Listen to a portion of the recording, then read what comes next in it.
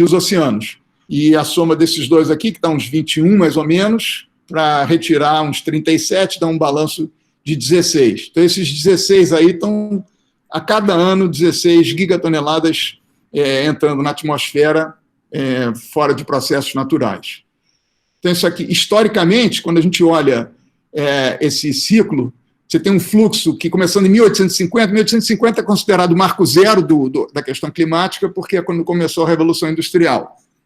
Então, a queima de carvão, que começou com esse problema, e você viu que no comecinho o setor as emissões, desculpe, o LULUCF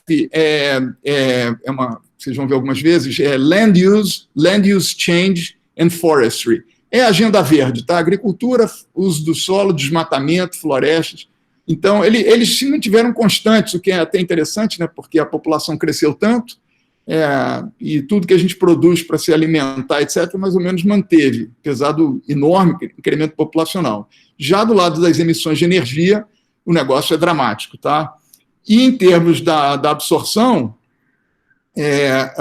o que acontece? Você tem uma parte que os oceanos absorvem, que é a primeira linha verde, a segunda que os solos e as florestas absorvem, e a diferença do que foi emitido do que esses dois não conseguiram absorver está sobrando para a atmosfera. E esse negócio vai acumulando e está acumulando desgraçadamente, tá certo?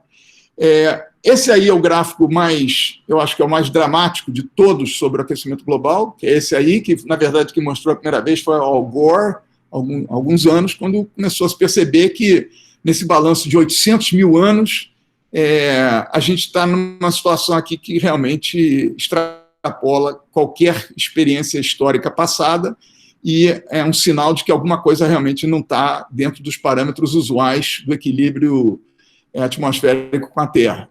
Então, nós já estamos em 410, isso aqui foi 2018, já estamos em 412, na verdade, ppm. O recorde máximo anterior tinha sido 300 partes por milhão nos últimos 800 mil anos, então tem alguma coisa errada. Isso aqui são as emissões de outros gases, eu vou pular um pouco para acelerar. Então, é basicamente isso aí, o que é o problema. Aliás, não preciso falar para vocês, o efeito estufa é o efeito da retenção do calor pela atmosfera por conta desse aumento de concentração dos gases de efeito estufa. Isso tem levado, então, ao aquecimento global, que é o aumento da temperatura média da Terra, e isso, por sua vez, leva às mudanças do clima. Tá? Então, esse é o que nós estamos observando. Sobre as evidências e os impactos esperados, esse aí, acho que todos devem ter visto algum gráfico parecido, tá? Isso aí é a diferença da temperatura média global, desde também 1850 até 2020, até o ano passado, observando que isso aqui eu dou um zoom nos últimos anos. 2016 foi toda a história da Terra, perdão, no período dos últimos 2 milhões de anos, mais ou menos, que é quando o homem já existe na Terra, e 2020 foi o segundo ano e 2019 foi o terceiro. Então, nós estamos numa tendência, acho que óbvia, de aquecimento global, né? Espacialmente, vocês veem que o hemisfério norte esquenta muito mais do que o hemisfério sul, por razões óbvias, por um lado, por causa da massa de continente, né? Mas também porque, de fato, por razões que nem eu entendo, o hemisfério norte é que tem sido a mudança, o aquecimento global tem se dado mais lá para cima do que mais lá para baixo, o que, aliás, é um grande alento, porque se fosse ao contrário ia ser um horror completo por causa que ela derretendo é catastrófico, enquanto que o Ártico, né, o Polo Norte, ele derretendo, ele per si, aliás, não causa diferença em termos de elevação do nível do mar, porque ele é uma massa de gelo flutuante, não tem continente lá em cima, enquanto que o Polo Sul é o contrário. Bom, mas de todo modo, vocês estão vendo que já lá na Sibéria, no norte da Rússia, você já tem temperaturas acima de 2,5, e na costa brasileira também. Mas o Carlos Nobre, eu falei com ele, digo, pô, Carlos, o que é isso aí? Ele disse, não, isso aqui não é, de fato, aquecimento global. Quer dizer, a questão do Brasil é mais, como é dos últimos 100 anos, ele acha que isso é mais o processo de ocupação da costa brasileira, né, dessa região toda, centro-oeste, nordeste e sul, Então é mais pela ocupação e o desmatamento dessa região do que um aquecimento global propriamente, tá? Com relação aos oceanos, é a mesma coisa. Observa que o Ártico tem esquentado mais do que os outros oceanos, mas também a tendência deles todas é muito clara, tá? E como vocês sabem, obviamente, os oceanos aquecem menos do que a massa continental, e mesmo assim a gente já tem quase 1,5 graus lá no extremo norte, em termos das massas oceânicas. Em termos do degelo, e de fato tem tido, tanto na Antártida, que vocês estão vendo embaixo, como na Groenlândia, e vocês percebem que a Groenlândia tem uma variação atualmente maior, outra vez porque está no hemisfério norte, a Groenlândia está lá, a Antártida lá embaixo, tem uma perda muito menor. Lembrando de novo que agora a Groenlândia está em cima de, obviamente, uma ilha, e toda a água perdida da Groenlândia implica em elevação do nível médio do mar. E para você elevar o nível médio do mar em 1 milímetro, para você ter uma noção do que são 270 bilhões de toneladas, para você elevar o nível médio do mar, você precisa de 360 bilhões de toneladas. Então, a gente está bem acima de 1 milímetro. Isso aqui é só a Groenlândia, né? Tem todas as geleiras do mundo para contribuir. Então, essa aí é a elevação do nível médio do mar. A gente já subiu pelo menos uns 100 milímetros nos últimos, sei lá, 30 anos. Então, a tendência continua também não sendo boa. Isso aqui é um mapa sobre os desastres naturais. A gente começa em 70, porque antes disso, talvez a medição não fosse tão precisa, mas é muito chocante isso aqui, né? Levando em conta que aqui tem todos os tipos de desastres, tá? Movimentos de massa, atividades vulcânicas, incêndios, climas extremos, e os que realmente sobem são os deslizamentos de terra, as enchentes, climas extremos e temperaturas extremas. Tá? Se olhar terremotos, por exemplo, se mantém basicamente constante ao longo de todo o período, enquanto que esses outros aí têm aumentado violentamente. Tá? No caso do Brasil, só para lembrar, a gente já teve aqui o mais dramático de todos, foi o da esquerda, que foi o deslizamento de terra em Teresópolis, em Teresópolis, onde morreram cerca de 1.600 pessoas. Foi uma coisa dramática, trágica, na verdade. Teve também o apagão recente, a seca recente lá em São Paulo. Essa foto aqui do lado é do Cantareira, né, que foi ficou seco, aquela coisa que São Paulo quase ficou sem água e foi salvo aos 49 do segundo tempo. Teve o apagão no final do governo Fernando Henrique, e um apagão que nós estamos já nos preparando para repetir agora, já estamos em plena marcha do próximo apagão. E lembrar também que teve a enchente no Acre, que deixou todo o estado do Acre isolado por 10 dias em 2008, se não me engano, 2018, perdão, acho 18 ou 17. Enfim, chuvas dramáticas. Aqui no Brasil a gente tem essas experiências também.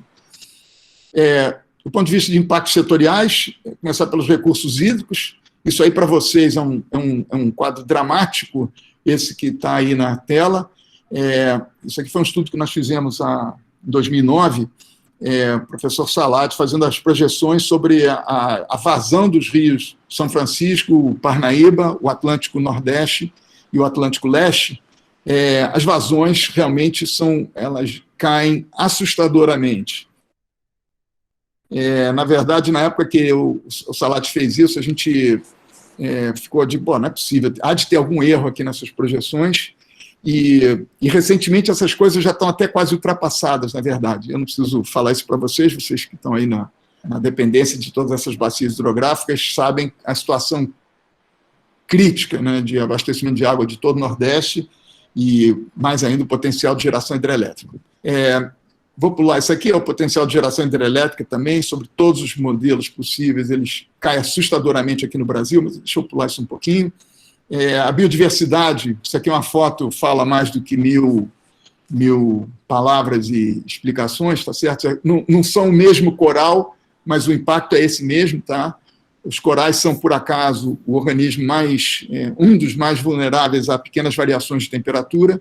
Então, nós estamos com uma perspectiva de ter um esbranquiçamento de todos os corais, como a gente conhece hoje, nos próximos 20 anos. Realmente é muito difícil conseguir reverter essa tendência.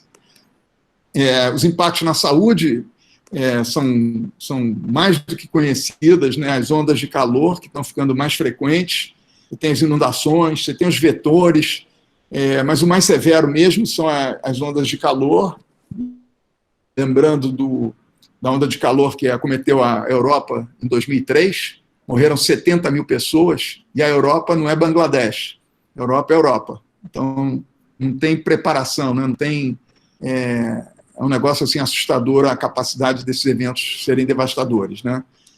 Os impactos na agricultura, não precisa dizer, né, que é obviamente o setor mais diretamente dependente das condições climático-meteorológicas.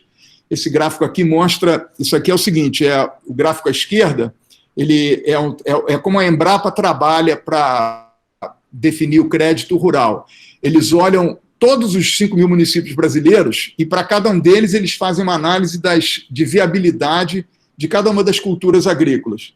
Então, esse aí é o mapa da soja, em verde são os municípios que a Embrapa recomendava viabilidade para a produção da soja, em vermelhos que já não eram viáveis. E a projeção para 2100 dessa mesma soja, que vocês sabem é a principal cultura agrícola brasileira, tem um quadro dramático aí de diminuição do potencial produtivo. Tá? Lembrando que esses modelos, ainda que esse aí tem cerca de 5 anos as projeções, mas nenhuma das projeções tem melhorado em nenhum desses sentidos. As cidades também, desnecessário, nós todos que moramos em área urbana. Essa aí é a fotografia em 2003 da crise lá na França, né? Esse pessoal pode ainda ir para os lagos e chafarizes que tem em Paris, mas o pessoal mais velho, que obviamente não tem muita locomoção, foram eles que morreram esmagadoramente, foi a população mais velha. E a zona costeira, aí a questão da elevação do nível do mar, que é uma questão fundamental. Isso aí é nas Ilhas Maldivas. Perdão, deu uma... as Ilhas Maldivas, tá? Isso a imagem também acho que fala por si só, e essa cidade aí, que eu não sei exatamente qual é, mas vocês sabem, e eu não preciso falar, e Recife, vocês sabem que é uma das cidades mais ameaçadas aí pela elevação do nível do mar, na costa brasileira. Lá no sul também, Santa Catarina também, aquela área de Camboriú, etc. O Rio de Janeiro também, na área da Baía de Guanabara, mas Recife é seguramente uma das cidades mais ameaçadas aí pela elevação do nível do mar, e tem vários estudos aí sobre o que fazer e como fazer. Bom, o terceiro capítulo, eu estou correndo aqui, desculpe, mas acho que eu quero me manter nesse tempo, tá? Sobre o clima futuro e vulnerabilidade. Bom, isso aí é uma parte que vocês conhecem tão bem quanto eu, as incertezas enormes do quais são os cenários para onde vai isso, né? Quer dizer, quais são os cenários possíveis? E vocês também sabem que os cenários envolvem desde os fatores físicos, ambientais, mas fundamentalmente econômicos, né? Quer dizer, o grau de emissão depende das atividades humanas, porque esse aquecimento global é todo antropogênico. Então, é função do que a gente continuar. E se for na linha amarela, a gente está mal à beça na fotografia, tá? A concentração de CO2 na atmosfera, ela vai sair no que ela está hoje aqui em 410, 420 já, e vai chegar a 1.200, o que quer dizer uma temperatura de mais ou menos 6, 7 graus a mais em 2100. Então, parece razoável a gente tentar evitar de ficar nessa linha, nesse cenário do RCP 8.5 e, se possível, entrar no 2.6, que é o que fala 1,5 graus, tá? O que é um negócio praticamente já inviável, mas, na pior das hipóteses, na linha azul escura, que é o cenário de 2 graus. Existe muita incerteza, obviamente, também sobre a relação entre a concentração de CO2 na atmosfera e a temperatura na Terra, aqui no eixo horizontal. Então, mais ou menos 400 ppm, que é o que a gente já está, a gente teria uma elevação de 2 graus, mas não é, na verdade, a gente já está com 400 e está com uma elevação hoje de 1,3 grau, 1,35, e assim vai, quer dizer, quando a gente chegar em 700, já está em 4 graus, mais ou menos. Então, tem essa incerteza ainda sobre a relação entre ppm, concentração e temperatura. Só rapidamente também, a diferença, quando a gente fala a diferença de 1,5 grau e 2 graus, é brutal, é exponencial a coisa, né? Esses impactos todos têm uma dimensão exponencial, então, se você passar de 1,5 para 2 ou 2,5, a coisa não vai linearmente, tá? É muito maior o impacto a cada grauzinho que você acrescenta de aumento de temperatura, os impactos aí na elevação do nível do mar, população exposta à falta d'água, degelo completo do Polo Norte, número de dias quentes, picos de calor, branqueamento de corais, enfim, tudo isso é exponencial. E eu só botei 2 graus aqui para não entrar no 3, 4, e tem cenários para 3, 4 que são realmente pavorosos. Tá?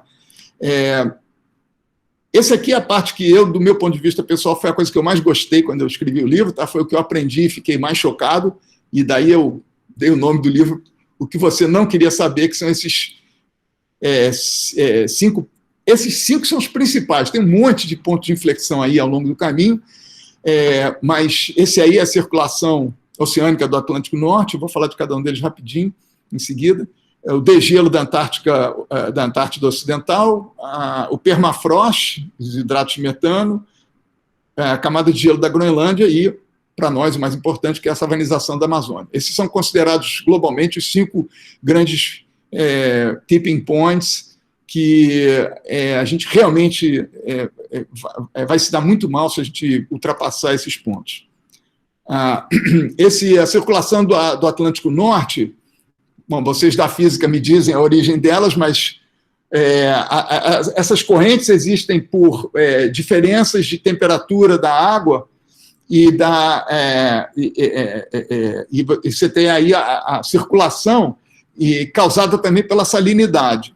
Então, quando você tem um degelo de água, você tem um efeito sinérgico, né? Porque você muda o pH da água e você está tendo uma elevação da temperatura.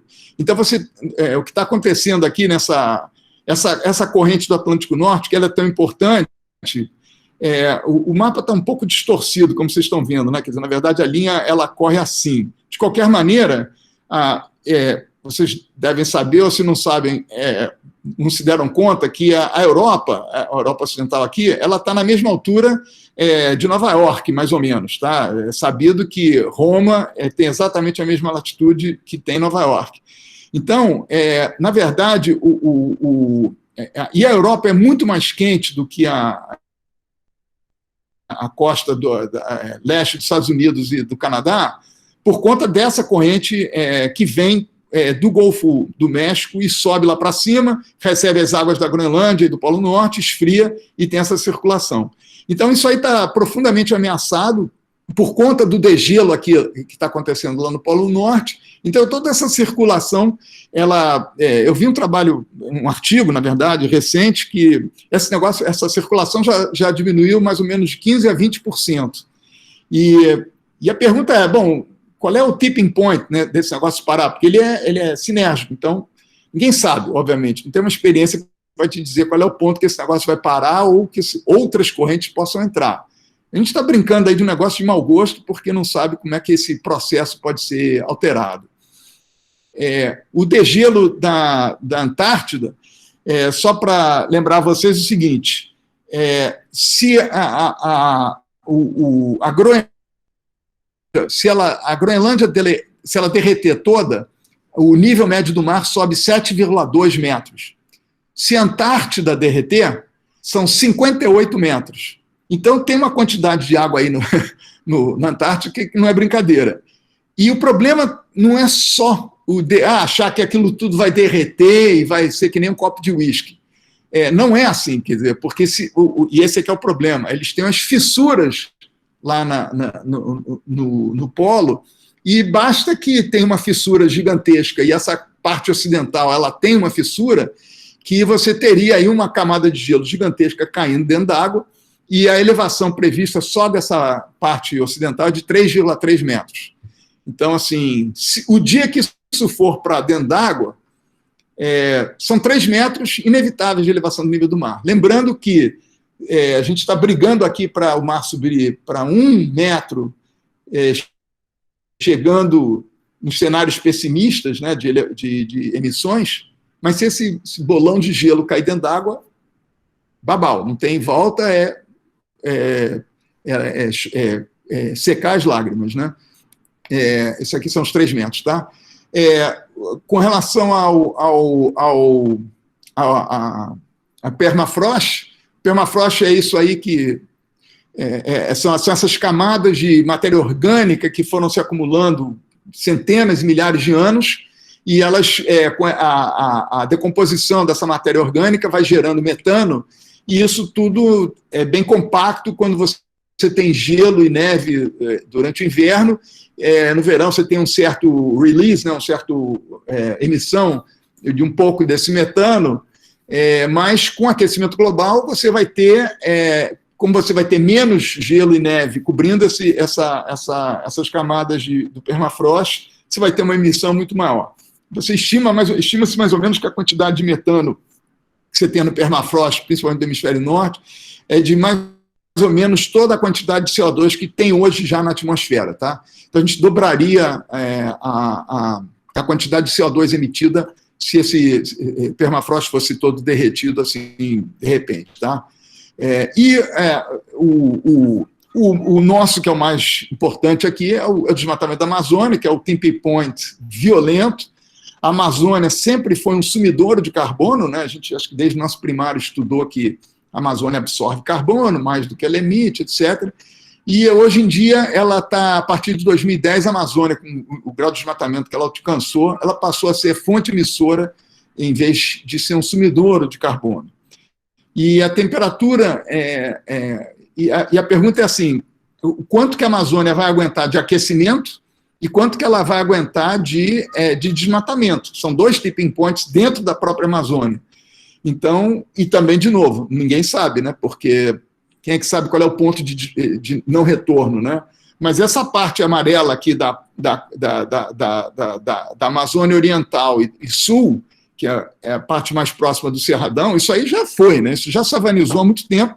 Se não savanizou, piorou, né? Virou esse gráfico aqui, essa fotografia à direita, que é absolutamente chocante. Ela não é uma montagem, ela é uma fotografia mesmo.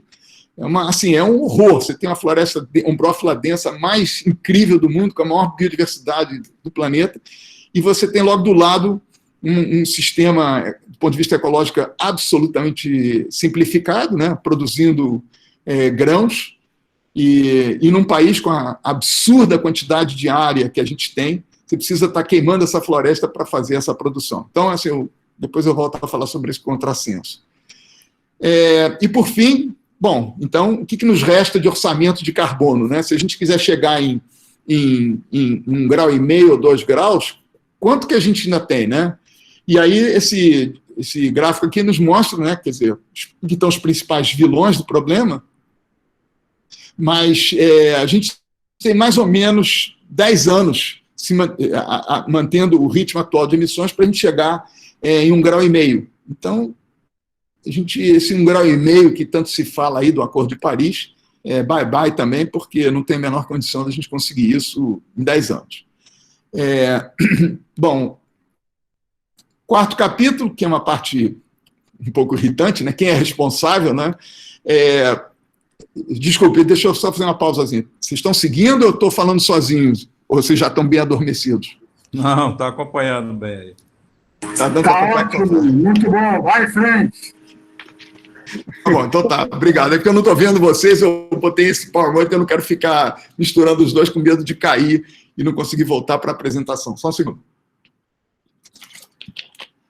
Beleza, então, no gráfico à esquerda tem os países maiores emissores historicamente.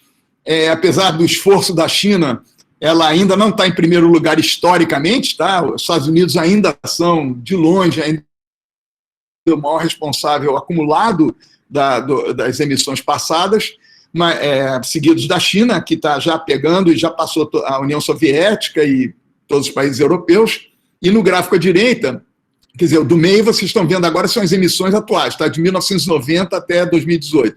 Vocês veem que no ano 2000, mais ou menos, a China um dia resolveu enlouquecer, né? Então, realmente, nos últimos 20 anos, a China, ela emite o dobro do que os Estados Unidos emite, mas lembrando para vocês que a população da China é 4 vezes maior do que a dos Estados Unidos. Então, assim, mas o padrão, obviamente, dos chineses não é igual ao dos americanos, felizmente, nesse sentido. Então, a gente está num quadro realmente que a China está enlouquecida. Depois eu vou falar sobre isso, que é muito importante. Eu não acho que a China é problema nenhum, na verdade. A China, ela emite porque a gente não emite, né? A China produz tudo, pô. Os computadores de todos nós aqui que nós estamos usando, ele é produzido na China, pô. Então, claro que a China é o maior emissor. Ela produz tudo para ela e tudo para todo mundo. Então, não tem surpresa a China ser o maior emissor. Agora, quando você bota em termos per capita, aí os Estados Unidos volta a ser, mesmo hoje em dia, de longe, o maior emissor, a Rússia, muito por causa do gás, e depois vem Japão, a China, etc., a comunidade europeia, a Índia também. Quando a gente olha em termos dos combustíveis, é impressionante aqui a gente para o Brasil, eu mesmo fico até hoje surpreso, que a importância do carvão, né? Quer dizer, ele não só historicamente, né, até entre 1850 e 1950, só era carvão, né? Aí nos anos 50 entrou o petróleo obviamente é hoje o maior importante, mas mesmo assim a importância do carvão hoje é gigantesca. Lembrando, só para um dado para vocês, 58% da energia elétrica consumida na China, ela vem de carvão mineral. 58%. Então, aquele país que é disparado o maior emissor, ele tem uma matriz energética completamente absurda, mas totalmente dependente do carvão, e é o que é possível para a China. E o outro que eu acho mais absurdo, esse é um dos gráficos também mais absurdos do aquecimento global, que é esse é o gráfico que mostra na nossa cara que esse é um problema de distribuição de renda. Não é outra coisa. A questão do aquecimento global é uma questão de renda. Os 10% mais ricos, eles emitem 50% das emissões totais. Os 10% mais ricos, 50%. E quando você olha os 50% mais pobres, eles juntos emitem 10%. Então, essa é a perversidade aí do aquecimento global, né? Você tem o 50-10, 10-50. Então,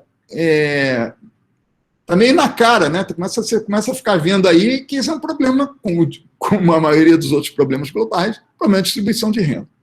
E essa fotografia eu achei, essa foi a única fotografia, na verdade, comprada para a elaboração do livro, tá? Quer dizer, esse conjunto de fotografias, porque eu acho que ele tá na cara, né? Assim, você olha a família da Alemanha, o que uma família consome semanalmente, e você olha no canto esquerdo, direito embaixo, o que uma família do Sudão precisa para se alimentar. Então, se você levar em conta também transporte, a televisão, o carro, a roupa e tudo que cada um faz, está na cara onde é que estão as emissões, né? Quais são as pessoas responsáveis pelo aquecimento global. O Brasil, que tem essa propaganda que o Brasil está bem na foto, sei lá, uma confusão. O Brasil, em termos de consumo de energia, ele tem nós consumimos mais ou menos metade entre renováveis e fósseis, enquanto que a média mundial é 14,86. E se olhar para o setor elétrico em particular, aí o Brasil sim vai muito bem, que o Brasil tem 82% de renováveis, enquanto que a média mundial é de 24% apenas de renovável em energia elétrica. Aqui está a evolução desde 90 até 2019 dos principais fontes de emissão no Brasil. Em amarelo está a mudança no uso da terra. Isso aqui é desmatamento, tá? Basicamente isso. Tá? O desmatamento é esse amarelão de cima, o verde é a agropecuária, e o laranja embaixo é o uso de energia, incluindo o transporte. Tá? Então, você vê que é absurdo, né? Você tem o desmatamento no Brasil, o problema é o retorno econômico dele. Ele traz retorno econômico nenhum, é pífio. Tá? Quer dizer, o que você consegue produzir em 1 hectare desmatado é ridículo, é nada. E a emissão é absurda. E quando você olha, as emissões do desmatamento no Brasil são maiores do que todo o setor transporte, industrial e energético juntos. É totalmente inaceitável, né? O quadro brasileiro é, nesse sentido, patético. E o outro, que por isso que o Anderson falou, e eu não sou eco-chato, mas o Anderson falou, e eu tenho que, já que ele levantou a bola, as emissões da agropecuária, que são 1/3 das emissões brasileiras, na verdade não são emissões da agropecuária, elas são emissões do boi. E isso é muito importante deixar claro, tá? 18% das emissões brasileiras são devido à pecuária. Bovina, apenas boi. Os bois no Brasil emitem 18% de tudo que é emitido de gás de efeito de estufa no Brasil. A pecuária.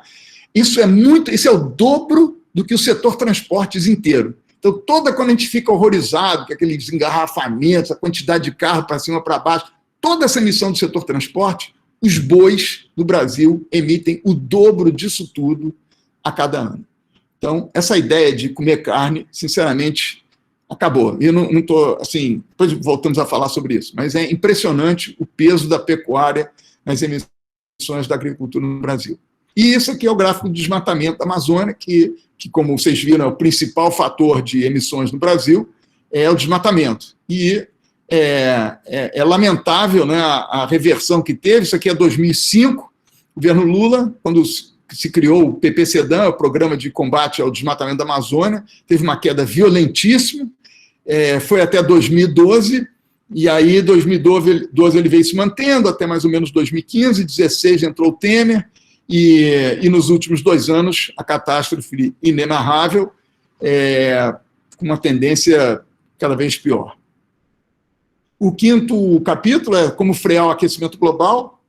Puxa, eu estou mais atrasado do que eu queria, eu vou acelerar ainda mais um pouco agora.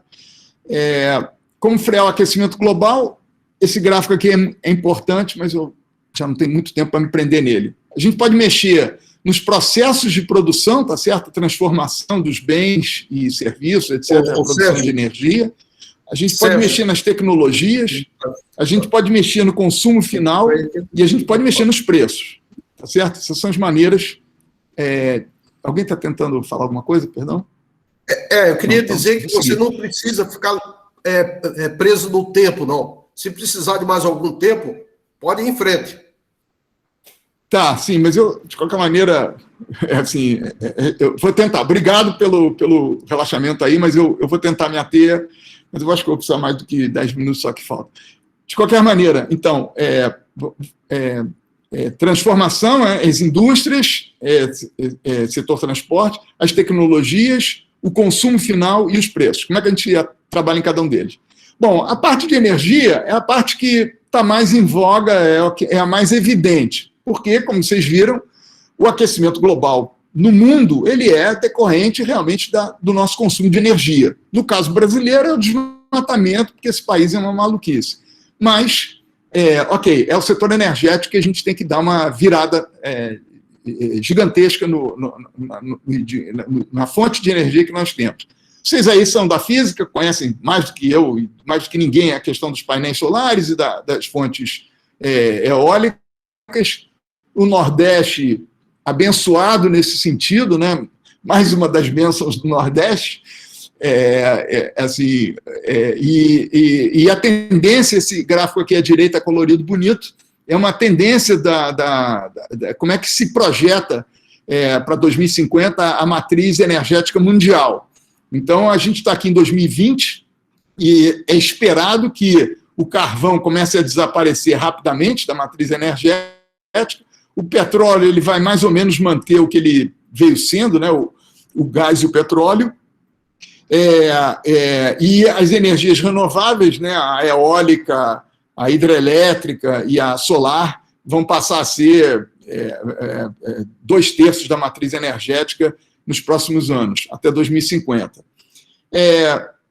Com relação à eficiência produtiva, né, as indústrias têm 1000 ganhos de eficiência energética e não energética para se beneficiar. Os nossos bens de consumo, aqui eu botei esse, como é que se chama, esse selo do Inmetro, né, que é o selo que a gente compra uma geladeira, um fogão, uma máquina de lavar roupa, ela vem com esse negócio que é o indicador de eficiência energética do seu aparelho. O setor transporte, não precisa falar, que à direita, que esses automóveis, os veículos elétricos, os VLTs, etc., os metrôs. A pecuária e a carne bovina, estava falando antes, né, assim, a importância deles, como é que a gente pode evitar e diminuir esse consumo e a produção. Os edifícios, tá, que é muito importante nas emissões globais, como é que a gente pode fazer um resfriamento dos edifícios de uma maneira um pouco mais inteligente, né? Pô, esse negócio de botar concreto, vidro e liga o ar-condicionado, vamos falar sério, né? Em 2020, aliás, não só o vidro e o concreto, mas também as vigas de aço, né, para botar o prédio em pé. Ou seja, a gente já acabou, né? Vamos combinar que a gente tem que fazer edifício hoje em dia, vamos fazer com, sei lá, carbono reciclado, materiais leves. Você fazer um carro para transportar você que pesa 70 quilos e transportar um carro que tem 500, 600 quilos de aço para ir daqui até lá, não dá. Assim, a ciência dos materiais tem que mudar dramaticamente não dá mais para pensar em uma casa na base de concreto, cimento e vidro. E também a refrigeração, por exemplo, vocês aí da física, pô, inventa um vidro, inventa não, já está inventado, mas barateia. Um vidro que deixa passar toda a luz solar, mas não deixa passar o calor, o comprimento de onda, né, que é a ultravioleta, que vai esquentar, enfim. Ou faz um sombreamento do prédio de uma maneira que ele não precisa acender as lâmpadas. Enfim, você tem 1000 maneiras aí de fazer edifícios e construções com menores emissões. A agricultura de baixo carbono também, tá? 1000 técnicas de você não revolver o solo e produzir até com aumento de produtividade. E as técnicas de captura e armazenamento de carbono, outra vez que vocês sabem também, aí, que são físicos que sabem muito melhor, como é que você eventualmente consegue emitir o CO2 e depois absorver, armazenar em fósseis, em camadas subterrâneas, muito arriscado, né, perigoso, o mesmo tipo de risco das nucleares, das usinas nucleares, mas é uma técnica que está sendo muito discutida, obviamente, hoje em dia. Do lado da demanda de consumo, né, que aí assim, é o lado, nós como pessoas, tá? Os alimentos que nós comemos, tá? Assim, botei aqui um negócio vegano, bonito, cheio de frutas, legumes e nozes e grãos, etc. Isso é mais do que suficiente para a gente se alimentar, não precisa realmente ter essa indústria de tortura animal que a gente submete nossas espécies irmãs, né? Transporte, está aqui, isso é uma ciclovia aí em Recife, tá? No centro de Recife. Não tem por que a gente não começar a se obrigar a fazer mais uso disso. A energia elétrica residencial. E depois tem umas medidas mais controversas, né? Esse negócio dos filhos, eu botei aqui, claro que tem toda a questão, obviamente, sem querer entrar na questão humanitária e individual, etc., mas você ter um filho a mais representa... perdão, eu me esqueci, desculpa, eu esqueci o número, mas é assim, um filho a mais é uma coisa, enfim, não tem, é fácil de entender que do ponto de vista do aquecimento global, qualquer ser adicional na Terra, ele não vai sequestrar carbono, certamente ele vai emitir. Então, mas é uma coisa assim muito grande, eu acho que parece que são 3 veículos, 3 automóveis mais ou menos, a emissão esperada de cada criança que entra na Terra, é uma quantidade absurda. Então, assim, e a garotada hoje mais jovem realmente pensa em termos de não ter filho, não só pela questão econômica, mas também pela questão ecológica. E não é só carbono, né? Consumo de recursos naturais de maneira geral. Esse é um assunto para não deixar de falar, mas sem querer ser chato e entrar nas questões controversas sobre controle de natalidade. A carne, eu já acabei de falar, né? Quer dizer assim, já era, desculpe, mas honestamente, não é porque se não já era, vamos fazer o seguinte, faz segunda-feira sem carne, só segunda-feira, carne bovina principalmente, começa assim, ó, se você come 3 vezes carne bovina por semana, passa a comer 2, passa. e se você conseguir, depois você passa para uma, e se você puder parar de vez, vai ser a melhor coisa que você vai fazer para o aquecimento global. Individualmente é isso, é não andar de carro e não comer carne. Depois tem o terceiro item, que é a precificação do carbono, e aí é minha praia, que é a parte da economia, tá? Por que se o carbono for ou fosse cobrado, obviamente a gente não ia estar na situação que está hoje, né? Se cada coisa que você faz, você paga um imposto ou uma taxazinha pelo carbono emitido, a coisa ia ter mudado. E isso é o que está se falando no Acordo de Paris, tá certo? Como é que vai se precificar esse carbono de alguma maneira. Não é possível não sinalizar aos consumidores o carbono que eles estão emitindo. Então, tem que fazer isso. Então, está sendo pensado como fazer isso, e é a maneira mais custo-efetiva. Custo-efetiva é o seguinte, é a maneira mais barata de você alcançar uma determinada redução de emissões precificando o carbono. Isso aí é fácil mostrar em teoria econômica, e vamos começar a correr atrás. Claro que o problema é político, né? Quer dizer, quem é o governador, o tomador de decisão, que vai chegar e dizer o seguinte, agora nós vamos começar a cobrar pelo carbono. Isso quer dizer que tudo que a gente consumir, tudo que a gente faz, vai ter um carbono associado e a gente vai pagar por isso. O que está correto, pensando bem, né? Se você quer andar de avião, você vai pagar uma sobretaxa, por quê? Porque a quantidade de emissões ali é gigantesca, né? E 1 quilo de arroz praticamente não vai ter, porque, quer dizer, o arroz é um mau exemplo por causa do metano, mas feijão você não vai ter nenhuma taxação adicional nele, porque ele, na verdade, absorve carbono. Então, os bens que são intensos em carbono vão ser taxados. Então, carro, o transporte aéreo, enfim, e o aço, o cimento, tem que ser taxados, né? E as atividades pouco poluidoras não vão ser taxadas. E, por fim, essa é a parte da física, né, que é a parte 100% de vocês, que é a alternativa, né, remover o carbono da atmosfera. O mais óbvio e o que está mais avançado, e é o que o Brasil tem melhor vantagem comparativa, é o reflorestamento, obviamente, não precisa dizer por quê. Então, aí tem uma foto daí da garotada lá aqui isso é em Friburgo, aqui no estado do Rio, esses mutirões que tem de reflorestamento. O reflorestamento ele não é bom só pelo carbono, obviamente, ele é bom porque ele é bom para tudo, né? Ele traz a vida de volta, né? As árvores, a polinização, controle de enchentes, diminuição de temperatura e a biodiversidade. Então, assim, o reflorestamento é o maior ganha-ganha que a gente tem. Agora, tem os malucos, colegas de vocês, pensando aí em coisas mais esquisitas, né? Que é a bioenergia de captura e armazenamento do carbono, que eu falei agora. Tem também a questão das microalgas nos oceanos, né? O cara botar um monte de microalga nos oceanos para aumentar a fotossíntese, quer dizer, com essas soluções aí meio de ficção científica, né? Essa fotografia aí é o Monte Pinatubo, que foi um vulcão nas Filipinas, em 1991.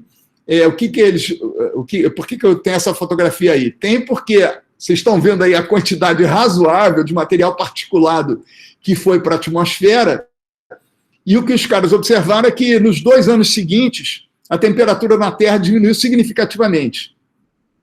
Então os caras se antenaram, e vocês sabem disso, então isso é uma maneira da gente resfriar a Terra. Vamos chegar lá em cima, jogar uma quantidade boçal aí de material particulado, e a gente vai conseguir resfriar a Terra. Isso aí está em voga mesmo. O nosso homem que fala disso, apesar do horror que ele tem a isso, mas que mais sabe isso, é o Paulo Artacho, que eu tenho trabalhado muito com ele, tem dito, a ciência é uma opção, né? Dependendo do que vier aí pela frente. Então, está se estudando isso, né? Que é a gestão da radiação solar, né? Então, aqui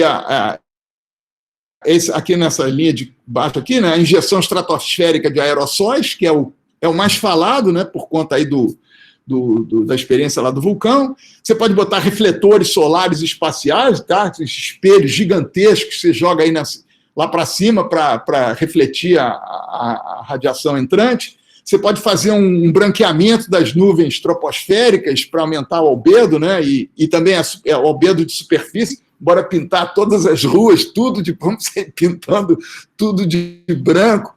Enfim, você tem soluções aí que tá na mão de vocês, aí da física, da engenharia, que é reduzir a insolação e aumentar a remoção de carbono da atmosfera. Por fim, os 2 últimos capítulos, eu vou acelerar agora, eu acho que eu vou até, não vou pular, mas eu vou voar aqui na adaptação. Adaptação, as mudanças do clima são, quer dizer, é se adaptar, né? Adaptar é porque a gente vai ter que se adaptar de qualquer maneira, né? Então, ao mesmo tempo que a gente vai mitigar o problema, as emissões, a gente vai ter que se adaptar. A adaptação é um problema local, não é nacional, né? A preocupação de Recife não é igual à preocupação de São Paulo, que não é igual à preocupação da Amazônia. Então, os países e indivíduos e bairros e cidades, todos têm uma perspectiva diferente. É claro que, como eu falei antes, né, a questão da desigualdade, né? Quem é vulnerável? Quem é vulnerável é quem é pobre, quem mora em área frágil, em áreas que não têm uma boa infraestrutura, pouca educação. Essas são 2 fotografias do livro, tá certo? Que não precisa falar, né? Vocês imaginam quando tiver um problema climático, quem é que vai dançar, né? É isso. A questão climática, a vulnerabilidade e a adaptação está na cara que é um problema basicamente de renda, né? Quer dizer, por isso que os Estados Unidos e o Japão não falam tanto de adaptação climática, porque eles já estão adaptados, enquanto que para a gente já está vendo aí qualquer chuva violenta, já sabe o que vai acontecer com essa gente, coitada. Depois você tem isso é a questão dos co-benefícios. A maioria das ações de adaptação climática são ações que não são nem de adaptação climática, são ações que têm benefícios próprios. Então, eu botei aqui um exemplo da esquerda, que é numa fotografia do Senegal, umas mulheres plantando manguezais, e isso tem um tremendo benefício biológico, né, para reposição de espécies, controle de enchentes e tudo mais, remove muito carbono. E aqui do lado direito é esse programa Favela Bairro, que vocês têm aí em Recife também, mas o Favela Bairro aqui no Rio, que é basicamente chegar no meio da favela, você bota uma estrutura aí de um parque, uma distração, uma cinemateca, qualquer coisa, e esses espaços, eles são também pontos para onde as pessoas podem acorrer em caso de enxurrada, né? Tem uma estrutura física mais digna, minimamente digna, né? Então, essas medidas que são de benefício social, na verdade, elas também são boas para o carbono. Pulando isso, aí tem os exemplos, os sistemas de alerta, né, de sirenes nas zonas de favela, né, quer dizer, quando chegar num ponto crítico, você dispara esses alertas para as pessoas saírem das casas. Isso aqui na zona costeira, por acaso isso é uma fotografia aqui no Rio de Janeiro, aqui no Arpoador, e mostrando, obviamente, que é um calçadão normal, mas, na verdade, ele é um muro de contenção. Isso aí é canal de drenagem, também aqui no Rio, no Jockey Club, enfim, os canais de inundação que, para sistemas de controle de inundação de enchentes, né, é o tradicional. Isso aí também é uma foto lá da Irlanda, mas é bem chocante, né, assim, no meio daquela floresta cinza, você, pelo amor de Deus, para aliviar a temperatura, em primeiro lugar, mas que também as pessoas têm um espaço de lazer, etc., e tem um mínimo de vida, né, mas é um alívio de temperatura, principalmente nas regiões urbanas. Você tem aí a pesquisa genética na agricultura, né, os caras estão enlouquecidos, trabalhando com espécies mais adaptadas a temperaturas mais elevadas. Então, na agricultura tem uma pesquisa violenta, muito interessante, para as novas culturas e espécies. Essa aí é uma fotografia chocante, eu acho, das Ilhas Maldivas, tá? Vocês reparem que a ilha é totalmente protegida por um cinturão de seawall, né? Como é que chama? Uma barreira, um dique de contenção, né? Toda a ilha. Mas você, obviamente, só vai conseguir fazer isso em algumas ilhas. Você não vai fazer todas as ilhas, você não vai ter você não tem nem de onde tirar o material para fazer esses aterros. Então, mas é isso. Assim, nas áreas que você tem um capital muito grande construído, né? Que é o caso aí dessa ilha, é óbvio que você vai ter que cercar ela toda e botar paredes para evitar a inundação, né? E, por fim, as cidades verdes, né? Essa é uma fotografia de Curitiba. Enfim, as cidades têm que ficar mais verdes quase que por definição. E, por fim, desculpe, meus últimos 4 minutos, vou voar agora nas negociações globais. As negociações globais, né? A pergunta é assim, bom, Então, todo mundo tem que fazer um esforço, tá certo? Tá certo. Tá certo, mais ou menos. Peraí, todo mundo mesmo? Não. Se você olhar o G20, os 20 países mais ricos, eles são responsáveis por 20%, 70% das emissões totais. Então, será que a gente precisa botar 250 países para um acordo para parar com isso? Vamos sentar só o G20 e resolver isso mais rápido, né? Uma coisa fundamental é que todos têm que ter um certo entendimento sobre o problema, né? Os países têm que estar de acordo que, tem aí o tal da mudança climática e ela é para valer. Então, respeito à ciência, pelo amor de Deus, e você tem aí esses movimentos negacionistas, né, que realmente, nessa altura do campeonato, você tem ainda alguém disputando esses problemas. Não tem tempo para perder com essa burrice. Não tem tempo. Acabou o tempo, já foi dar. Beleza, legal, vocês são muito interessantes, mas já era. Não dá tempo. Tem que atropelar esse pessoal. Não adianta também ficar apontando dedos, né, porque é um esforço global, mas as responsabilidades são diferenciadas. Tá? O barco está afundando. Quer dizer, não adianta... os Estados Unidos é que são responsáveis. Tá, os Estados Unidos são os maiores responsáveis. Mas quando o barco afundar, o primeiro a dançar vamos ser nós, não vai ser os Estados Unidos. Os Estados Unidos é rico, tem estrutura, tem grana, tem tudo. O Brasil dança, Bangladesh dança, a África inteira vai dançar, o Sudeste Asiático todo dança. Então não adianta ficar botando culpa, porque quem vai sofrer somos nós. A gente tem que arregaçar a manga junto e bora, fim de papo, né? Mas as perspectivas são obviamente diferentes, né? Protocolo de Quioto e Acordo de Paris, deixa eu pular. O Protocolo de Quioto botava a responsabilidade apenas nos países ricos, e o Acordo de Paris, mais recente, vamos embora dividir essa responsabilidade, mas cada país diz o quanto está disposto a fazer por isso. Foi fantástico, o Acordo de Paris foi um avanço enorme, mas cheio de problemas. Essa é a fotografia aí das negociações climáticas, são negociações chatas, pesadas pra caramba, muito burocráticas, e a fotografia do que quando aqui em 92 teve a Eco 92 no Rio de Janeiro, tá? O protocolo de Quioto foi de 97.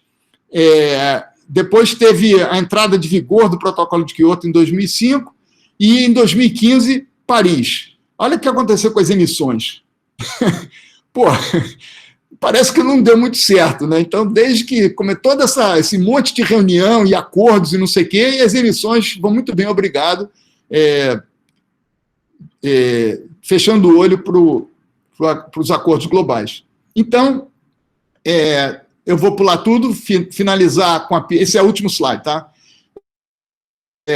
O presidente Biden, ele é um alento, honestamente, eu estou profundamente... Nós todos, né, que trabalhamos nessa área, profundamente encorajados com a postura do presidente.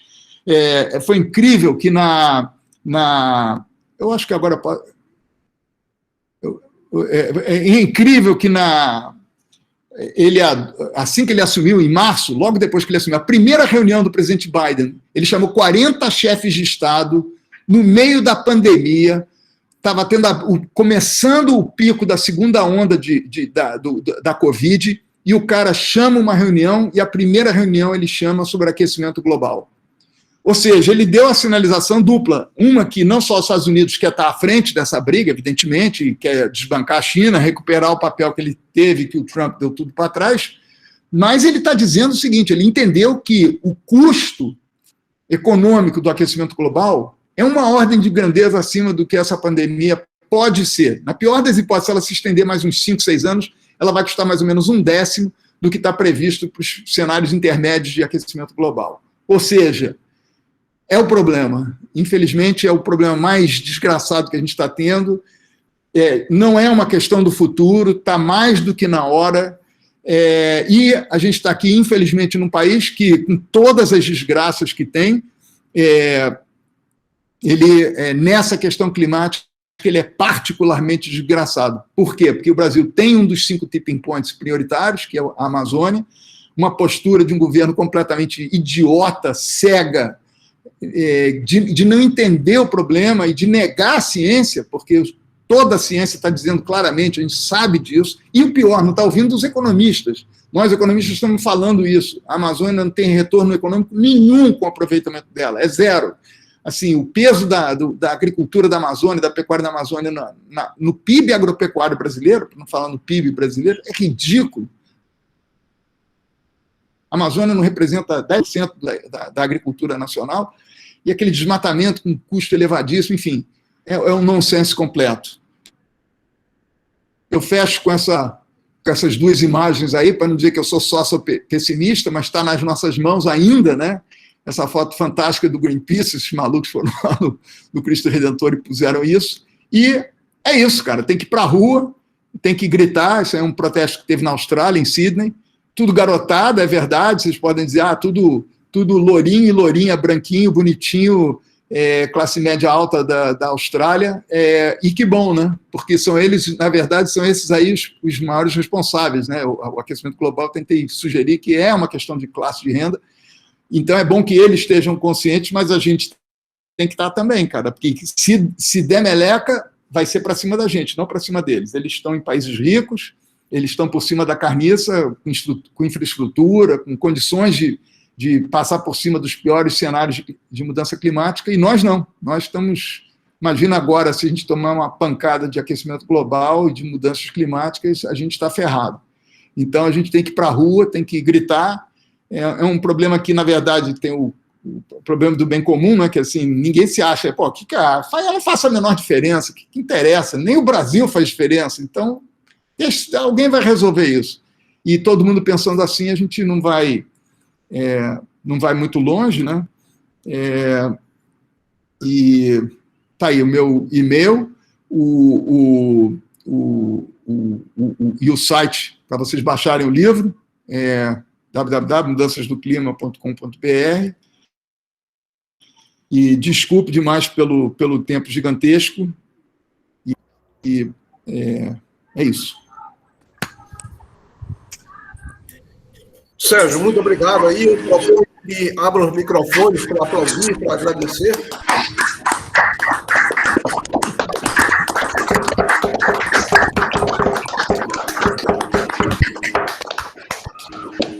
Bom, nós passamos a fase de perguntas. Ninguém certamente tem perguntas, mas ninguém anotou aqui no chat. Sim, vai lá, Sérgio. Sérgio, tudo bem, né? Ótima sua palestra. Obrigado. Gostei dela e do final. Então, deixa eu ver. É uma curiosidade. Há umas 2 semanas, Anderson me mandou aquele WhatsApp que você tinha encaminhado, talvez para o seu irmão, que chegou a Anderson, para Anderson diretamente, pedindo para divulgar o seu livro, né? Então, eu dei uma folhada no livro, gostei dele, então eu peguei a mensagem do WhatsApp e encaminhei para vários grupos, como eu recebi. E a mensagem dizia assim, que acabei de escrever o livro, pode ser baixado e tal. Então, depois de poucos minutos, comecei a receber mensagem de parabéns. Porque eu mandei mensagem como eu levei. Acabei de concluir o livro. Aí algumas pessoas acharam que era eu, né? Então, eu fiz mensagem corrigindo e tal. Não sou eu, não. Eu me enganei. Aliás, um xará meu, Sérgio Margulhos, contei a história. Você acha? Apenas curiosidade. Não, muito. Imagina. Sim, pois não. Uma pergunta. Você falou dos céticos do clima, né? Nos céticos do clima, tem cientistas.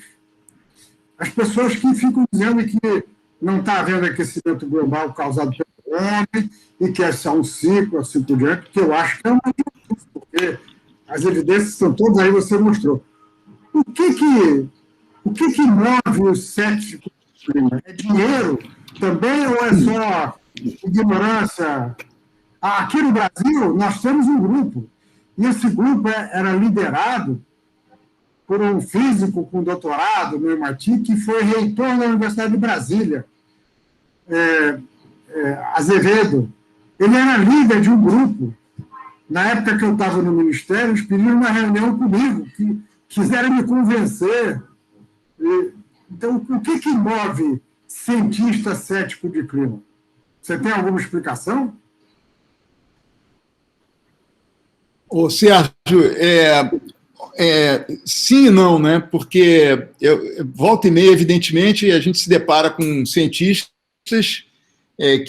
que falam, o argumento mais ou menos típico é esse. Esses são ciclos e a contribuição são ciclos geológicos até, então, assim, a nossa contribuição sempre vai ser pífia. Óbvio que já não é pífia, os gráficos demonstram isso,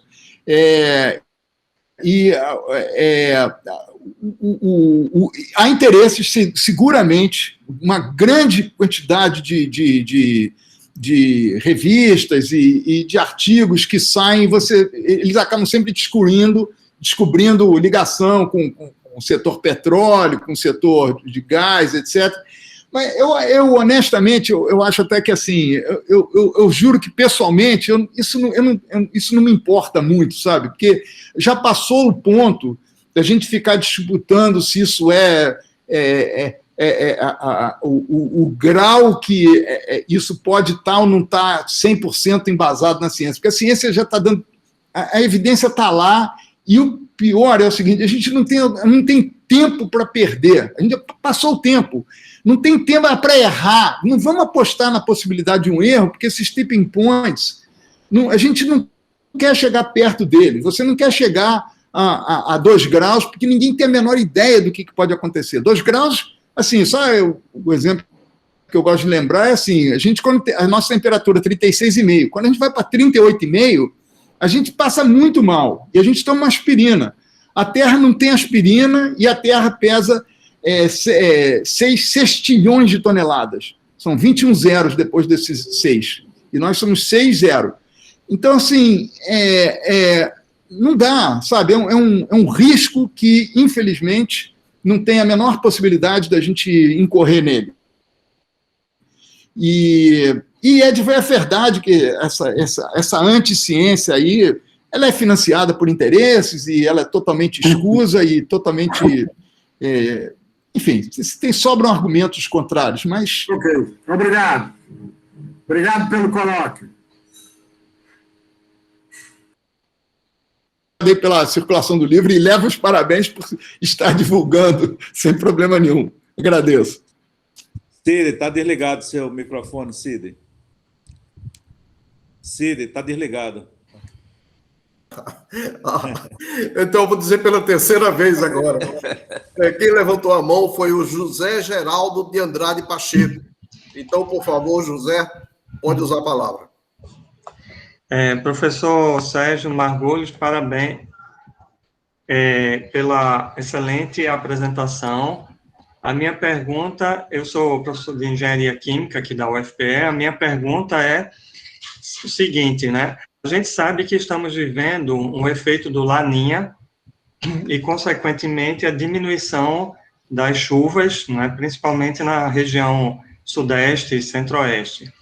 Mas a minha pergunta é, será que esse excesso de de queimadas na região amazônica, na região norte, não provoca um excesso de liberação de partículas, desestabiliza as nuvens e aumenta as chuvas no norte e impede que os rios voadores cheguem na região mais ao sul? Se já tem alguém estudando esse tipo de coisa, né, para comparar o índice pluviométrico e correlacionar com as queimadas. Doutor José Geraldo, muito obrigado pela sua pergunta. Eu me esquivo com tranquilidade dela, no seguinte sentido, como eu não sou climatólogo, eu fiz o meia-culpa logo nas saídas. O que eu tenho lido é exatamente isso, que você tem os rios voadores da Amazônia, eles estão sendo profundamente alterados exatamente por conta das queimadas, por conta, pelo que eu entendo, exatamente dessas partículas que são uma quantidade absurda na época das queimadas.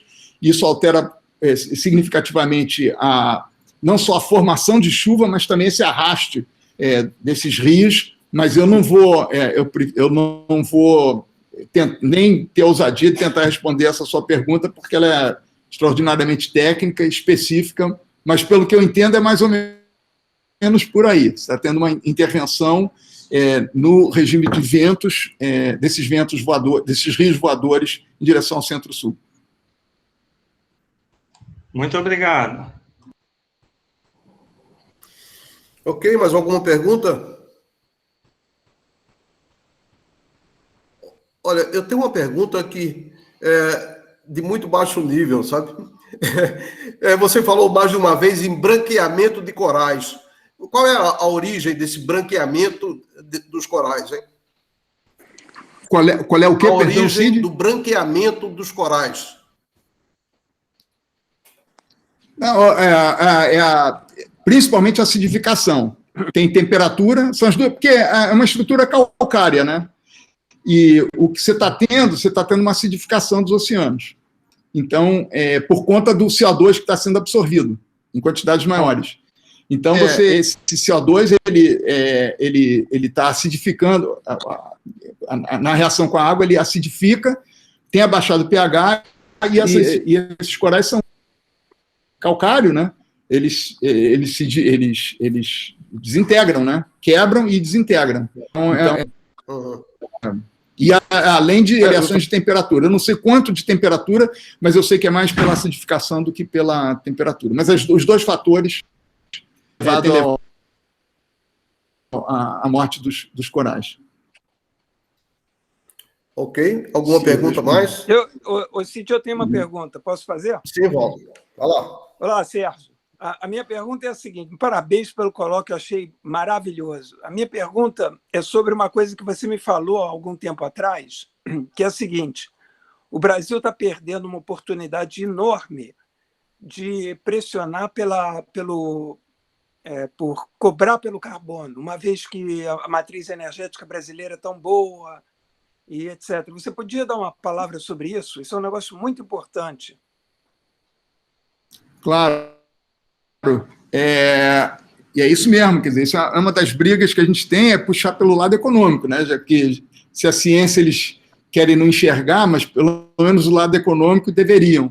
E é isso, quer dizer, o Brasil tem, evidentemente, vocês viram, tinha aquele gráfico, bom, agora não vou voltar, mas vocês viram que a matriz energética brasileira, ela é relativamente aos outros países, ela é profundamente renovável, principalmente por conta das hidrelétricas.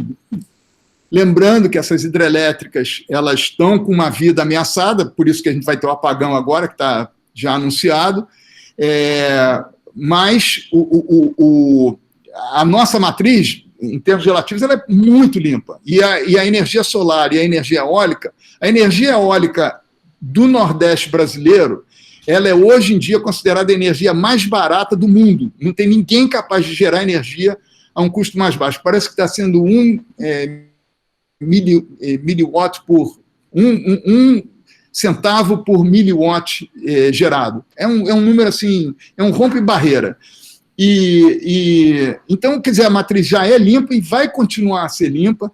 Então, de todo, assim, você produz um cimento, se esse cimento ele é limpo, se ele vem com produzido de uma matriz limpa, é óbvio que ele vai entrar no mercado europeu, ele tem um prêmio sobre ele.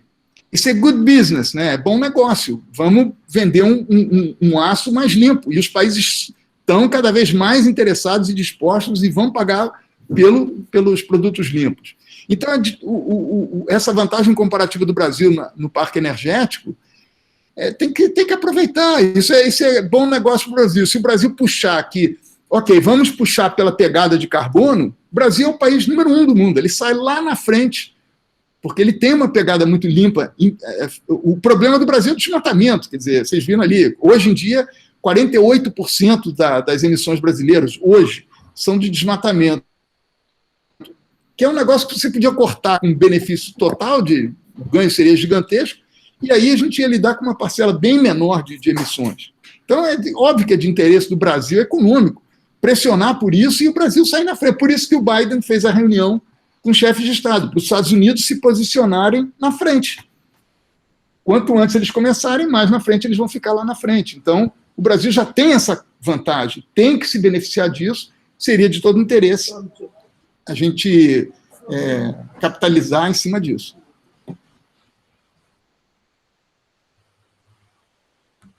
Obrigado. Ok, mais alguma pergunta? Professor Cid, gostaria de fazer mais outra pergunta. Ok, vai lá. Professor Sérgio, é o seguinte, o senhor falou que as maiores emissões são de desmatamento, né, e gado e algumas outras, né? E eu queria saber, em termos de solução, se o senhor tem alguma informação, a gente tem trabalhado um pouco com transformar resíduos de biomassa em biocarvão para fixar no solo e o bioóleo queimar como um biocombustível renovável, né? Se o senhor tem ideia do impacto desta tecnologia na redução de carbono. E a outra, eu gostaria de estender a pergunta para os professores da física, né? Já que a energia solar é uma das grandes soluções, né? E as células de silício precisam de salas limpas e não tem no Brasil, valeria a pena a gente fazer grupos de estudo, por exemplo, na UFPE, de usar células solares à base de perovskitas para fazer o Brasil fabricar essas células, né, de maneira mais barata do que as células de silício. Aí essa pergunta seriam para os físicos.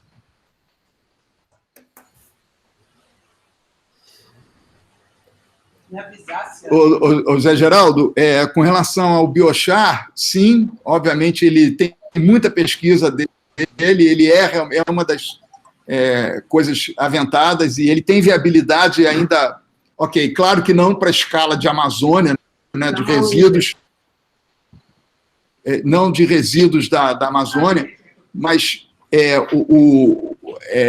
em termos de Amazônia, quer dizer, o uso de nada queimado, o uso da Amazônia é o uso da biodiversidade. Aproveitar o conhecimento de comunidades locais, indígenas, eles sabem como fazer aquele aproveitamento.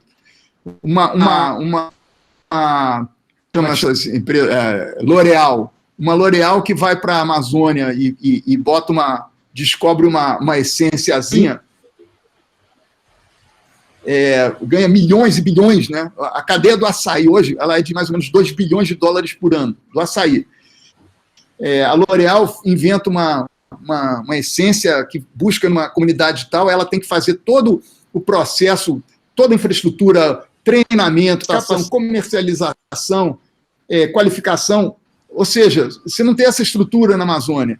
E o que ela faz é completamente sustentável, né? Assim, pegar uma essência, comercializar e, enfim, aproveitar aquilo e beneficiando a comunidade local. Essa é a solução, assim, obviamente que é isso que se preconiza para a Amazônia, certo? A gente aproveitar o que ela tem de mais, que é a biodiversidade. E sem desmatamento, esquece, esses processos de ocupação realmente não existem.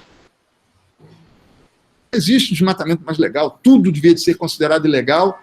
A Amazônia tem que ser bloqueada, ela já foi arrebentada muito mais do que ela poderia, e as alternativas passam longe de desmatamento, de aproveitamento agropecuário, esquece isso tudo, você tem que recuperar todas as áreas já desmatadas e trabalhar na biodiversidade dela.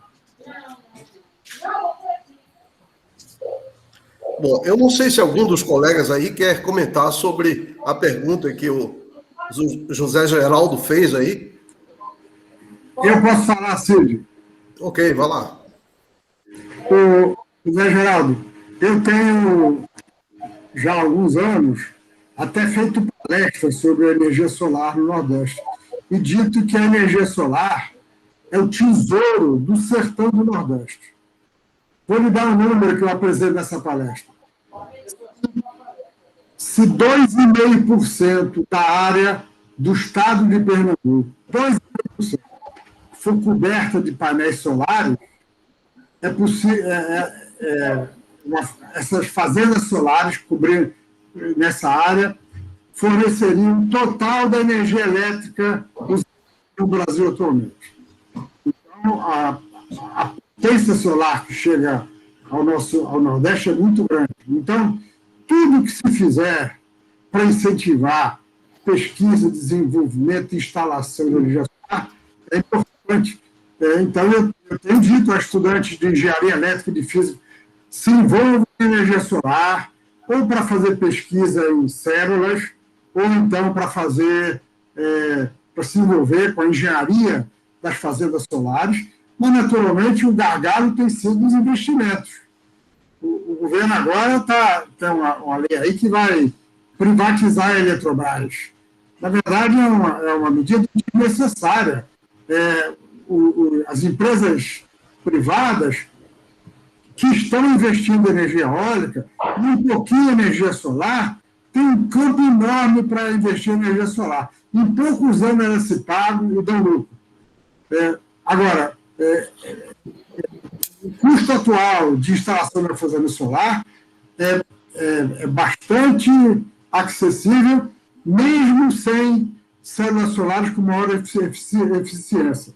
Isso porque os chineses estão fabricando célula solar preço que não era imaginado há 20 anos, há 10 anos. O preço caiu muito e as células de silício estão a ter um rendimento hoje de 16%, 17%. Agora, seria ótimo se nós tivéssemos na Universidade Federal de Pernambuco, nas outras universidades do Nordeste, mais pesquisa com células solares, como das perovskitas que você mencionou e assim por diante. Bom, Obrigado. mais alguma pergunta? Professor Cid, Sim. eu queria uma pergunta, né, que eu acho que envolve o professor Sérgio e também os físicos. Tá? Hoje a gente tem notícia de que um grande bloco, né, de gelo se despegou lá do polo e isso tem ocorrido com frequência. Tá? Muitos alegam a questão do aquecimento global, de tudo isso. Tá? Mas eu tive lendo alguns temas, né, e um tema me chamou a atenção, que é a questão do crescimento do núcleo da Terra, núcleo interno da Terra, ele está crescendo uma certa inclinação. Tá? E os cientistas hoje não sabem explicar, até o presente momento, por que esse núcleo está crescendo com essa inclinação. Talvez essa inclinação, não esteja gerando, certo, esse modo de rotação da Terra em relação ao Sol e esteja provocando, todos esses fenômenos de aquecimento global. Olha, Wilson, desculpe duas coisas. Um, que eu cortou muito a sua fala, eu não consegui entender tudo. Dois, que eu sei que eu não consigo responder certamente a questão da rotação e do núcleo da Terra, isso eu estou longe. O que eu não sabia essas quedas de grandes blocos no polo, na Antártida, na verdade, assim, em princípio, a gente não sabe se é um problema ou não, quer dizer, se é... Porque tem as estações do ano, então você... às vezes uma massa equivalente você reincorpora, etc., ou não. Mas, como eu falei, uma massa muito grande, eu não estou sabendo aí de nenhum bloco particularmente per si ameaçador, porque esses deslizamentos existem sempre, né? Então, quer dizer, tem um certo balanço aí, né? Tem um congelamento das águas também. Então, esse balanço aí, eu não sei o quanto esse bloco em particular pode afetar. Não posso nem querer deixar outra questão, deixa aí para a discussão de vocês com relação ao negócio do núcleo da Terra e o eixo de rotação. Cid, aqui é Celso. Posso comentar? Sim, Celso. Eu ia fazer um comentário exatamente isso. Antes de você comentar, a resposta para o José Geraldo é que existem, em alguns departamentos de física no país, grupos pequenos que estão trabalhando, inclusive com perovskitas, né? Tem aquelas perovskitas de césio, bromo, né? Que têm apresentado um rendimento muito grande como potencial para se fazer célula solar. Mas isso aí, até chegar numa fase de produção e que seja realmente importante como escala, vai durar muito tempo e, muito provavelmente, isso vai acontecer fora do país, porque essas perovskitas recentemente descobertas, Elas têm atualmente muita gente em todo mundo trabalhando com elas. Mas existe gente no Brasil também trabalhando com células solares. Eu acho que é o caso do Celso aqui no Recife, e ele deve falar com isso, células orgânicas. Não é, Celso? Bom, na verdade, eu não ia comentar sobre essa pergunta, não. Eu ia comentar sobre a pergunta do Wilson, mas... Você pode aproveitar e falar isso aí também. Não, eu acho que Sérgio Rezende já respondeu sobre as perovskitas. Então, claramente, os fotovoltaicos, que no Brasil são muito pouco incentivados, tá? Por várias razões, mas você tem, em vários países da Europa, sinais de trânsito à base de célula solar. Países de insolação média muito menor do que...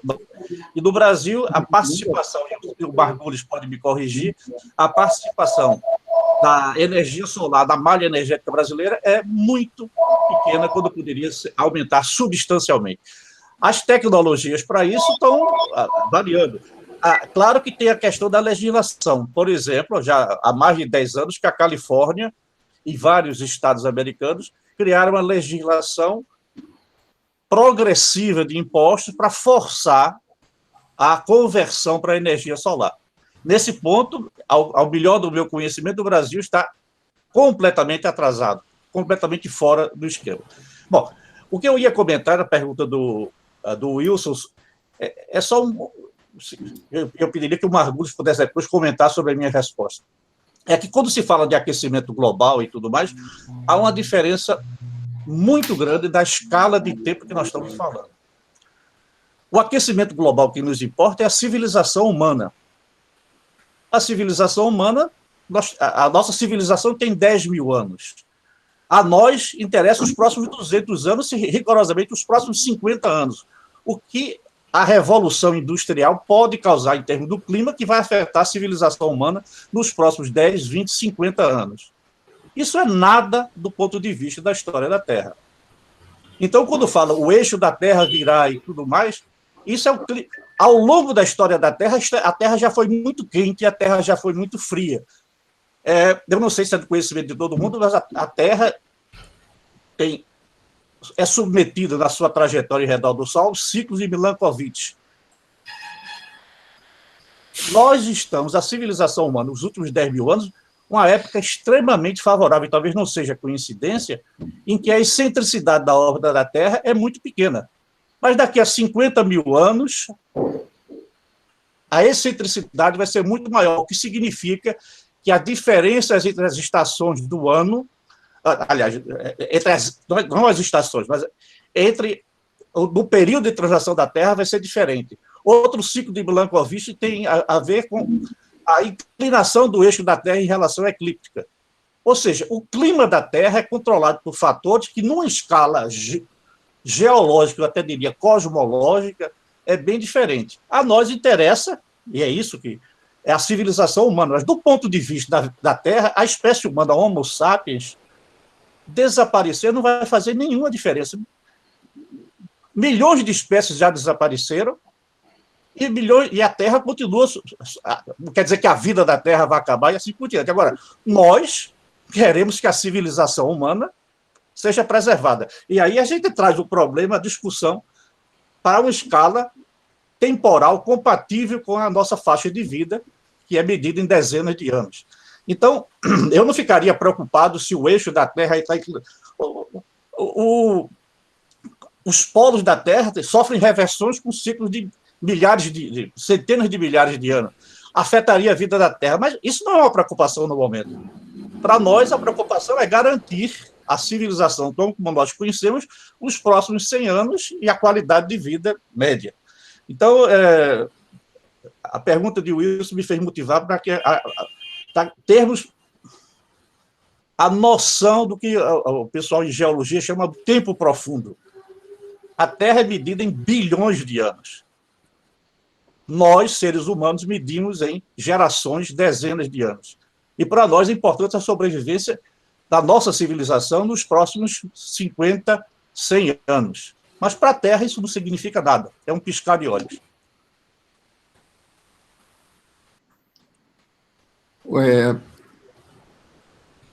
Queria só complementar isso aí que o Celso falou, que eu concordo 1000%. Eu tirei o primeiro slide da apresentação, que é a primeira, a figura 1.1 do livro, que é exatamente isso. Eu coloco a nossa existência no planeta Terra num período de 24 horas.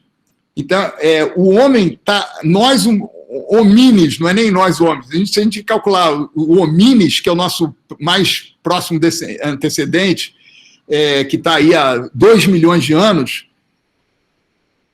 a gente entrou no planeta Terra às 23 horas, 58 minutos e 40 segundos, mais ou menos. Ou seja, a gente está aqui, é uma comédia, a gente chegou aqui, brincadeira, e como o Celso falou, com certeza absoluta, dobrando esse tempo, a gente provavelmente não vai estar mais. E a gente existe, enquanto homem e a nossa civilização, como consequência das condições extremamente favoráveis e a estabilidade climática que tem ocorrido nesses últimos 10 mil anos, né? Então, é isso que interessa, porque mexer nessas condições, com certeza, não vai melhorar, porque a gente está aqui e tem a vida que a gente tem e podendo ter a agricultura e a vida que a gente tem, fundamentalmente, a gente é consequência, obviamente, dessas condições naturais. E nós estamos passando um período de 10 mil anos absolutamente único nessas. O avanço e o desenvolvimento das espécies chegou na gente, e seria de boa ideia a gente tentar deixar adiante, minimamente, as condições mais ou menos parecidas com o que a gente recebeu. E a gente, com certeza, independente até da causa, então, a gente tem que fazer toda a força do mundo para tentar deixar essa coisa igual ao que recebeu. E passar de 400 ppm de concentração de CO2 é simplesmente inadmissível, ponto parágrafo. A gente tem que retroceder, foi mal, e dar para trás, porque melhorar não vai. É uma brincadeira com fogo irreversível, de mau gosto, vai dar errado. Ok, tem mais uma pergunta do Alexi Esquemendia. Alex, por favor.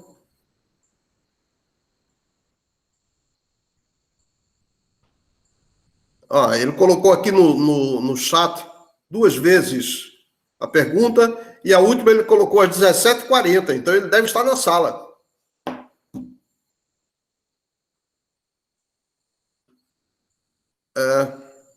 Bom. Ele deve estar mudo. Deve estar com o microfone fechado.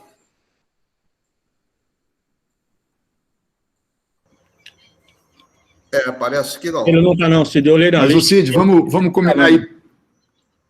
Ok. Bom, então existe mais alguma pergunta? Se não, então vamos agradecer novamente pela excelente palestra do Sérgio Margulis, então. Abra os microfones e...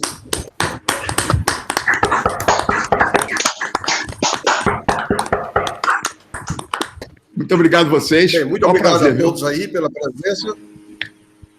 Bom final de semana. Ok, estaremos aqui novamente na próxima. Oi? Grande abraço a Sérgio e a todos que estão conosco. Prazer, Sérgio. Ok. Um prazer, obrigado a todos. Anderson, Celso, todo mundo, Cid. Muito obrigado, muito prazer a vocês. Parabéns. Okay. Tchau. Sérgio, muito obrigado. Um grande abraço. A gente se fala aí depois. Aquele abraço.